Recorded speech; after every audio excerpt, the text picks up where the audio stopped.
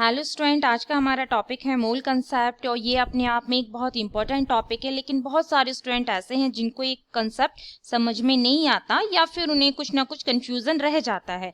तो इसीलिए मैंने मोल कंसेप्ट को दो पार्ट में इसकी वीडियो बनाई है। जो इसका फर्स्ट पार्ट है उसमें हम मोल कंसेप्ट को प्रॉपरली डिस्कस करेंगे, अच्छे से समझेंगे, और जो इसके सेकेंड पार्ट है उसमें हम न्यूमेरिकल्स करेंगे। तो आपको दोनों वीडियो अच्छे से देखनी है और उसके बाद आपको ना तो कोई कंफ्यूजन रहेगा और ना ही आप कभी मोल कंसेप्ट भूलेंगे।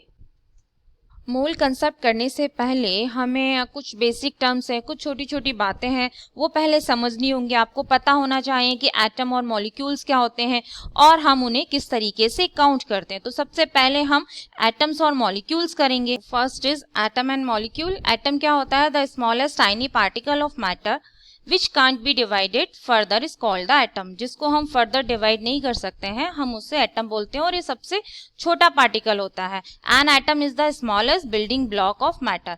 तो कुछ एग्जाम्पल है, जैसे सोडियम हो गया, हाइड्रोजन हो गया, ऑक्सीजन हो गया, और भी बहुत सारे एग्जाम्पल है जिसको हम आगे डिस्कस करेंगे। Next is molecule. मॉलिक्यूल क्या होता है? ए ग्रुप ऑफ टू और more than two atom of the same or different element that are chemically bonded together is called a molecule। तो ये हो सकता है, जैसे कि मैंने एक यहाँ पर एटम था Na, अगर मैंने इसको लिख दिया Na2 तो ये क्या हो गया? ये मॉलिक्यूल हो गया। सिमिलरली हाइड्रोजन है, अगर मैंने H2 लिख दिया तो ये क्या हो गया? ये मॉलिक्यूल हो गया। तो मॉलिक्यूल क्या होता है कि ग्रुप ऑफ टू और मोर एटम, ये सेम भी हो सकते हैं और डिफरेंट भी हो सकते हैं। जैसे कि यहाँ पर HCl है तो यहाँ पर टू डिफरेंट एटम है। एंड एक और एग्जांपल है NaOH। इसमें कितने एटम है? एक हमारा Na हो गया, एक ऑक्सीजन हो गया और एक हाइड्रोजन हो गया, यानी कि यहाँ पे टोटल 3 एटम है। और डिटेल में समझते हैं हम कुछ एग्जाम्पल्स है एटम्स और मॉलिक्यूल्स को। तो सपोज मैंने एक यहाँ पर एक मॉलिक्यूल लिखा है H2, राइट। तो इसमें कितने मॉलिक्यूल है? 1। और इसमें एटम कितने हैं? एटम है 2, यानी कि हम कह सकते हैं कि यहाँ पर 2 तो एटम है और 1 मॉलिक्यूल है। इसी तरीके से अगर मैं इस तरीके से लिखती हूँ ट्वाइस H2, तो इसका क्या मतलब हुआ? इसमें कितने मॉलिक्यूल होंगे? इसमें 2 मॉलिक्यूल होंगे। और एटम कितने हैं? अगर एक मॉलिक्यूल था, अगर हमारे पास 1 मॉलिक्यूल ऑफ H2 है तो इसके अंदर एटम कितने थे? 2। तो अगर हमारे पास 2 मॉलिक्यूल ऑफ H2 है तो कितने एटम होंगे? जितना है यहाँ पर जो क्वांटिटी है इसे आप नंबर ऑफ एटम से मल्टीप्लाई कर दीजिए। यहाँ पर 2 एटम है तो 2 को आप 2 से मल्टीप्लाई करेंगे तो क्या आ जाएगा? 4 एटम्स। तो यानी कि इसका क्या मतलब होगा कि हमारे पास 4 एटम है। सिमिलरली एक और एग्जांपल लेते हैं। हमारे पास एक मॉलिक्यूल है H2O। तो मॉलिक्यूल ये कितना, अब इसके आगे कुछ है नहीं है तो हम कितना बोलेंगे इसे? ये 1 मॉलिक्यूल हो गया। अब इसके अंदर हमें बताने हैं कि एटम कितने हैं। तो इसके पास 2 एटम तो हाइड्रोजन के हैं और 1 एटम ऑक्सीजन का है। तो टोटल एटम कितने हो गए? 3 एटम, राइट। अगर सपोज इसी तरीके से हमने लिखा होता अगर 10H2O, तो इसके अंदर कितने मॉलिक्यूल है? मॉलिक्यूल हो गए 10, क्योंकि इसके ये जो क्वांटिटी है यही तो हमें बताती है ना कितने मॉलिक्यूल्स हैं। तो मॉलिक्यूल्स हो गए हमारे पास 10। अब इसके अब हमें बताने हैं कि इसमें एटम्स कितने हैं। तो जब एक मॉलिक्यूल था तो हमारे पास 3 एटम थे। तो अब जब 10 मॉलिक्यूल हैं तो क्या करेंगे? इसे सिर्फ 10 को 3 से मल्टीप्लाई कर दो तो कितने एटम हो गए? 30 एटम। और अगर हमें अलग अलग बताने हो तो हाइड्रोजन के कितने एटम है? हाइड्रोजन के हमारे पास हैं 20 एटम और ऑक्सीजन के हमारे पास है 10। दोनों को मिलाकर के हो गए 30 एटम, राइट। तो हम कुछ एग्जाम्पल अभी और करते हैं तो हमें और क्लियर हो जाएगा कि एटम और मॉलिक्यूल को किस तरीके से काउंट करते हैं। तो अभी मैंने लिखा NaOH। तो अभी बताओ ये एटम है या मॉलिक्यूल है? एटम तो है नहीं है क्योंकि इसमें 3 एटम्स हैं। तो अगर एटम्स ज़्यादा है, मोर देन 1 है, तो क्या होगा? मॉलिक्यूल होगा। तो मॉलिक्यूल तो है बट कितने हैं? How many molecule? अब इसके आगे कोई न्यूमेरिक वैल्यू तो है नहीं है, यहाँ पर कुछ नहीं लिखा हुआ, तो इसका मतलब ये हो गया कि ये क्या हो गया? 1 मॉलिक्यूल, राइट। अब इसके बाद में इस मॉलिक्यूल में एटम कितने हैं? एक सोडियम हो गया, एक ऑक्सीजन और एक हाइड्रोजन। तो टोटल 3 एटम्स है यहाँ पर, राइट। अब अगर मैं इसको इस तरीके से लिखती हूँ 10 NaOH, अब इसमें कितने मॉलिक्यूल हैं? अब इसके पास 10 मॉलिक्यूल्स हैं,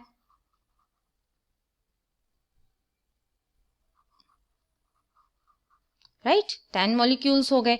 अब इसमें एटम्स कितने हुए? जब हमारे पास 1 मॉलिक्यूल था तो एटम कितने थे? 3। अब हमारे पास 10 है तो एटम कितने होंगे? 10 इंटू 3 यानी कि टोटल 30 एटम्स। अब कैसे होंगे? Na के बताओ कितने हैं?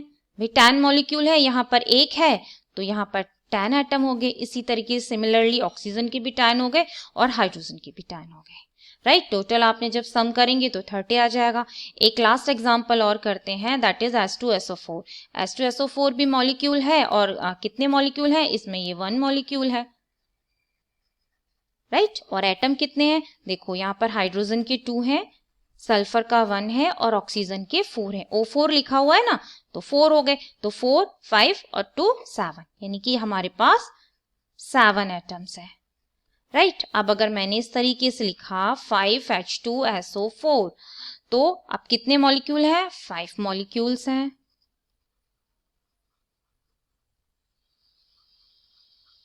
राइट। अब मुझे बताने हैं एटम्स कितने हैं। पहले जब 1 मॉलिक्यूल था तो मेरे पास 7 एटम थे, तो अभी कितने होंगे? 7 इंटू 5 35,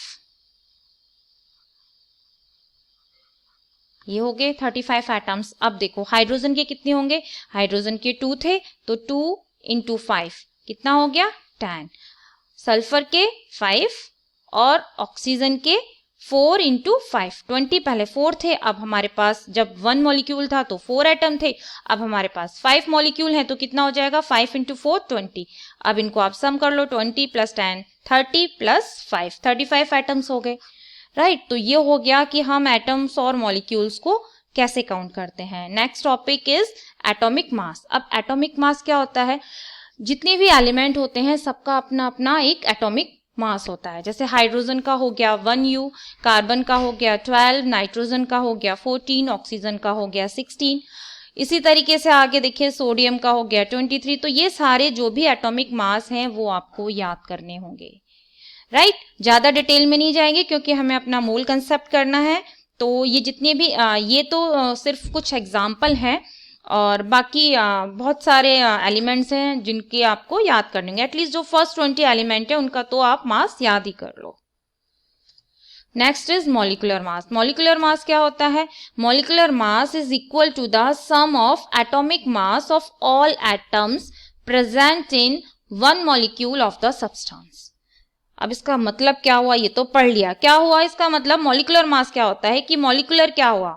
जैसे कि मैंने लिखा H2SO4, ये क्या है? मॉलिक्यूल है, तो जो इसका मास होगा हम उसे मॉलिक्यूलर मास कह देंगे। अभी निकालेंगे कैसे? Is equal to the sum of atomic mass of the atoms. Hydrogen का एटॉमिक मास क्या था? अभी मैंने आपको टेबल दिखाई थी, तो हाइड्रोजन का जो एटॉमिक मास था वो 1 था। सल्फर का कितना था? सल्फर का 32 था। और ऑक्सीजन का कितना था? ऑक्सीजन का था 16। तो अब आपको ये बताना है ये जो मॉलिक्यूल है H2SO4, इसका मॉलिक्यूलर मास क्या होगा। तो आपको क्या करना है, यहाँ पर सबसे पहले तो आप एटम्स लिखेंगे। हाइड्रोजन के कितने एटम्स हैं? 2। फिर इसके बाद लिखेंगे इसका एटॉमिक मास क्या है, दैट इज 1। तो जितने भी एटम्स इनमें प्रेजेंट है उनका एटॉमिक मास आपको पता होगा, तभी आप मॉलिक्यूलर मास निकाल पाएंगे। फिर आप प्लस का साइन लगाएंगे। अब सल्फर के कितने हैं? 1। अब सल्फर का एटॉमिक मास कितना है? 32, तो आप यहाँ पर आप 32 लिख दीजिए। फिर प्लस, फिर ऑक्सीजन के कितने हैं? 4।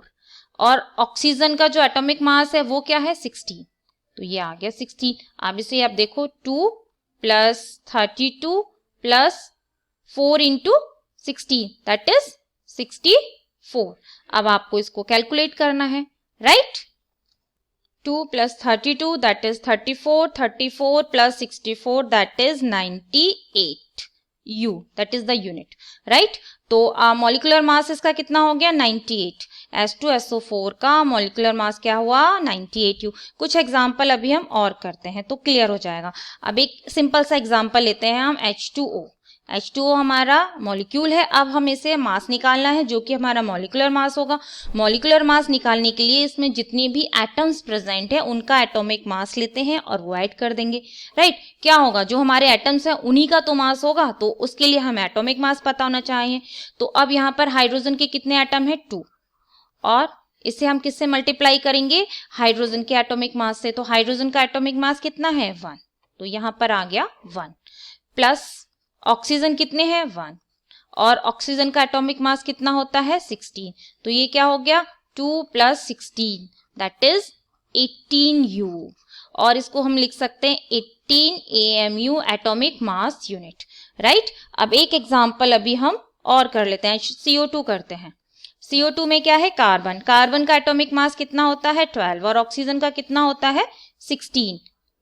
अब देखो कार्बन के कितने एटम हैं, 1, तो हम क्या लिखेंगे, 1 × 12, प्लस ऑक्सीजन के कितने एटम हैं, 2, तो 2 × 60, राइट। तो ये हो गया 12, 2 × 16 + 32, तो ये कितना हो गया, 44 एटॉमिक मास यूनिट। यानी कि जो कार्बन डाइऑक्साइड है उसका मॉलिक्यूलर मास कितना हुआ, 44।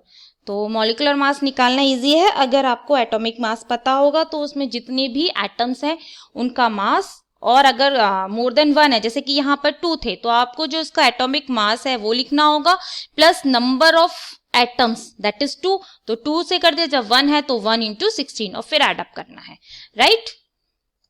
अब करते हैं अपना नेक्स्ट टॉपिक, मोल, जो कि हमारा मेन टॉपिक है। तो मोल क्या होता है, A collection of 6.022 × 10⁻23 particle is named as 1 mole. 1 mole equal to 6.022 × 10⁻23 particle. 1 मोल का क्या मतलब होता है, 1 मोल का मतलब होता है दिस वन, यानी कि 1 मोल के अंदर इतने सारे पार्टिकल्स होते हैं। अब इसका क्या मतलब हुआ, अच्छा एक सिंपल लैंग्वेज में समझते हैं कि अगर मैंने कहा कि मेरे पास I have 1 dozen pencil, right, कि मेरे पास 1 डजन पेंसिल है, राइट, तो इसका क्या मतलब हो गया कि मेरे पास 12 पेंसिल्स हैं। 1 डजन का मतलब 12 हो गया ना, राइट। अब अगर मैंने बोला कि मेरे पास 2 डजन पेंसिल है, तो इसका क्या मतलब हो गया, 2 × 12, राइट। तो मेरे पास कितनी पेंसिल हो गई, 24। अब इसको और एग्जाम्पल अभी हम करते हैं। अब मेरे को क्या बोलना है कि मेरे पास क्या है, कि मेरे पास जो है 1 मोल पेन है। इसका क्या मतलब हुआ, अगर मैं कह रही हूँ कि मेरे पास 1 मोल पेन है, हालांकि है नहीं है, क्योंकि अपने आप में जो मोल जो है ना एक बहुत बड़ी क्वांटिटी है, नॉर्मली मेरे पास नहीं हो सकते इतने पेन, वो बात सही है, बट हाइपोथेटिकल सिचुएशन है, मान लेते हैं 6.022 × 10⁻23 पेन। अगर मैंने आपसे बोला कि आई हैव 1 मोल पेन, तो इसका क्या मतलब हो गया, मेरे पास कितने पेन होंगे, मेरे पास इतने पेन होंगे, जिनको काउंट करना भी पॉसिबल नहीं है। तो नॉर्मल हम लोग इस तरीके से बात नहीं करते हैं कि मेरे पास इतने पेन हैं, या फिर मेरे पास इतने घर हैं, इतने मोल घर हैं, राइट। ये हम लैंग्वेज यूज नहीं करते हैं। तो फिर ये लैंग्वेज कहाँ यूज होती है, ये वाली मोल वाली, ये यूज होती है जब आपको एटम्स और मॉलिक्यूल्स काउंट करने होते हैं, तभी यूज होगी, क्योंकि एटम्स और मॉलिक्यूल्स बहुत ज्यादा छोटे होते हैं, वो आपको नेकेड आइज से नहीं दिखाई देते हैं। आपको पता है बहुत ज्यादा स्मॉलेस्ट पार्टिकल जो होता है किसी मैटर का, वो हमारा एटम होता है। तो वही यूज करेंगे हम इस लैंग्वेज को। हम अपनी डे टू डे लाइफ में नहीं बोलेंगे कि आई have 1 mole fan, I have 1 mole house, इस तरीके लैंग्वेज यूज नहीं करते। अब इसको और डिटेल में समझते हैं कि अगर मैंने आपसे कहा कि मेरे पास 1 मोल H2O है, राइट, 1 मोल H2O है, इसका क्या मतलब हुआ, इसका मतलब हुआ कि मेरे पास 6.022 × 10⁻23 ये क्या है, मॉलिक्यूल। तो यहां पर क्या आएगा, 6.022 × 10⁻23 मॉलिक्यूल्स होंगे, राइट।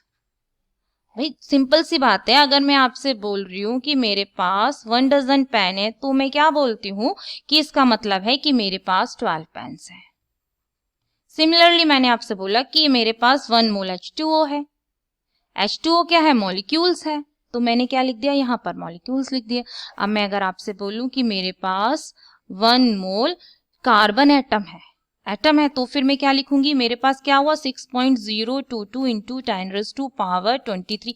अब ये एटम है तो मैं यहाँ पर एटम लिख दूंगी कि मेरे पास इतने एटम्स हैं। जैसे मेरे पास पेन्स थे, मैंने यहाँ पर पेन लिख दिए। अब अगर मैं आपसे बोलूँ कि मेरे पास 2 डजन क्या है, कुछ भी कर लेते हैं, एक यहाँ पे फैन कर लेते हैं, मेरे पास 2 डजन फैन है, हालांकि है नहीं है बट मान लेते हैं। तो इसका क्या मतलब हो गया, 24 फैन। अब जो टर्म्स यहाँ पर थी मैंने वही टर्म्स तो यहाँ पर लिखी है, और ये क्वांटिटी डजन पे, क्योंकि 1 डजन का मतलब 12 होता है, तो 2 का 24। अब सिमिलरली मैंने आपसे बोला कि आई हैव 2 मोल ऑफ क्या, CO2। अब CO2 क्या है, मॉलिक्यूल, तो मेरे पास क्या होंगे, मॉलिक्यूल्स होंगे। जब 1 मोल में इतने मॉलिक्यूल्स होते हैं तो 2 मोल में क्या होगा, 2 इंटू 6.022 इंटू 10⁻23। यहां मॉलिक्यूल है तो यहां पर क्या आएंगे, मॉलिक्यूल्स। तो मेरे पास इतने मॉलिक्यूल्स है। अब आप कैलकुलेट कर लो, 6 इंटू 2 12.044 इंटू 10⁻23 मॉलिक्यूल्स, राइट। अभी कुछ और एग्जाम्पल करते हैं, पूरा क्लियर हो जाए। ये देखो यहाँ पर है मेरे पास H2O, ठीक है, कितना है, 1 मोल है, राइट। तो इसका मतलब अभी मैंने क्या बताया, अगर ये 1 मोल है तो मैं क्या बोलूंगी कि मेरे पास 6.022 इंटू 10⁻23 क्या है, मॉलिक्यूल्स हैं, क्योंकि ये मॉलिक्यूल है, राइट।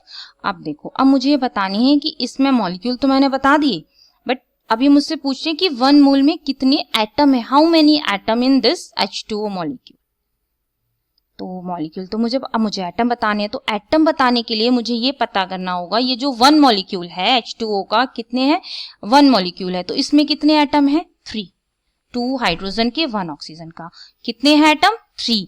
तो फिर अब 1 मोल में कितने एटम होंगे, तो यहां आ जाएगा 3 इंटू 6.022 इंटू 10⁻23 एटम्स। आई बात समझ में। देखो पहले क्या था, H2O है मेरे पास 1 मोल, तो इसमें ऑब्वियस सी बात है मॉलिक्यूल्स कितने होंगे, 6.022 इंटू 10⁻23, राइट। अब मॉलिक्यूल तो ठीक है इतने होंगे, बट मुझे तो एटम भी पता करने हैं ना, तभी तो बात बनेगी, मुझे एटम पता करने हैं। तो अब जब हमारे पास 1 मॉलिक्यूल होता है तो कितने एटम है, 3। तो 1 मोल है तो मल्टीप्लाई कर दो ना सीधे 3 से, तो मैंने 3 से मल्टीप्लाई कर दिया तो मुझे पता लग गया इतने एटम है। अच्छा, अब एक और बात, अब मैं कह रही हूँ हाइड्रोजन के कितने एटम है, तो अब देखो इस मॉलिक्यूल में हाइड्रोजन, अगर मेरे पास 1 मॉलिक्यूल था तो 1 मॉलिक्यूल में हाइड्रोजन के कितने एटम है, 2। अब 1 मोल हो गया तो ठीक है, निकाल लो भाई हाइड्रोजन के कितने एटम होंगे, हाइड्रोजन के होंगे 2 इंटू 6.022 इंटू 10⁻23 एटम्स। ये आगे हाइड्रोजन के कितने हो गए, इतने हो गए।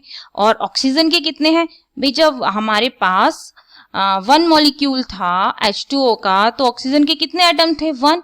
अब 1 मोल हो गया है तो क्या हो गया, 1 से मल्टीप्लाई कर देंगे, 6.022 इंटू 10⁻23 एटम्स। तो एक एग्जाम्पल और करते हैं। सपोज करो मेरे पास 1 मोल H2SO4 है, कितना है, 1 मोल, राइट, 1 मोल है। तो मॉलिक्यूल कितने होंगे, तो मॉलिक्यूल कितने होंगे, 6.022 इंटू 10⁻23 मॉलिक्यूल्स, राइट, इतने मॉलिक्यूल हो गए। अब एटम्स कितने होंगे, 1 मोल में एटम्स कितने होंगे, अगर H2SO4 है तो एटम्स, अब देखो हाइड्रोजन के कितने एटम हैं, 2, सल्फर का 1, ऑक्सीजन के 4, कितने हो गए, 7। तो अगर एक मॉलिक्यूल होता, ओनली 1 मॉलिक्यूल होता तो इजी था, हम बता देते 7 एटम्स हैं, लेकिन हमारे पास तो 1 मोल मॉलिक्यूल्स है ना, तो अब कितने होंगे, 7 multiplied by 6.022 into 10⁻23 atoms, total atoms हो गए। ये क्या हो गए, टोटल H2SO4 में जितने भी हैं। अब अगर मुझे बताने हैं कि हाइड्रोजन के कितने हैं, तो यहाँ पर क्या है, 2, तो फिर क्या आ जाएगा, 2 into 6.022 into 10⁻23 atoms of hydrogen. Hydrogen के इतने एटम हो गए। सल्फर के कितने होंगे? सल्फर के कितने एटम हैं 1 मॉलिक्यूल में? तो 1 है। तो 1 into 6.022 into 10⁻23 atoms of sulphur. Similarly oxygen का बताएंगे। ऑक्सीजन में 1 मॉलिक्यूल में कितने एटम है? 4। तो यहाँ पर आ गया 4 इंटू, तो 1 मोल में कितने हो जाएंगे? 4 into 6.022 into 10⁻23 atoms of oxygen. Right. अब हम नेक्स्ट टॉपिक करेंगे अपना मोल। मोल में कुछ टर्म्स और रह गए हैं, वो अभी हम डिस्कस करते हैं। A collection of 6.022 into 10⁻23 particle is named as 1 mole. ये हमने पॉइंट डिस्कस कर लिया। अब इसके बाद क्या है? 1 मोल का मतलब तो ये हो गया 6.022 इंटू 10⁻23 पार्टिकल। इसका एक और मतलब है कि mass of 1 mole particles in gram.